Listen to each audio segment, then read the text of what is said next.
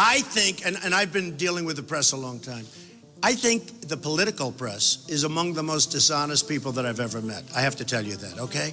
I'm not looking for credit, but what I don't want is when I raise millions of dollars, have people say, like this sleazy guy right over here from ABC, he's a sleaze in my book.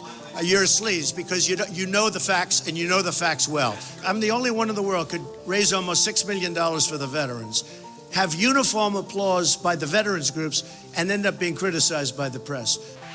Throughout the campaign, Donald Trump has complained about the way the media treats him.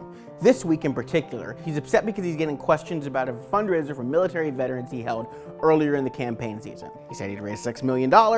Until this week, it seemed like none of that money had actually reached any charities. Donald Trump is getting hit hard by the media, but that is no different from any other candidate running for president. Here's just a few of the greatest hits of recent presidential media scandals. Just this year, Hillary Clinton has been hit with allegations about problems with her email use, her role in the Benghazi attack, and claims of impropriety at the Clinton Foundation. There have been questions about my emails, so I want to address that directly. In 2008, Barack Obama was dragged over the coals because of his associations with Jeremiah Wright and Bill Ayers. In 2004, a sitting president, George W. Bush, was hit hard because of allegations about his service with the Texas Air National Guard. George W. Bush, back in the 60s, joined the Air National Guard to get out of going to Vietnam. And his challenger, John Kerry, had to deal with questions about his service in Vietnam. In 2000, the media could not stop talking about statements Al Gore had made about his role in creating the internet.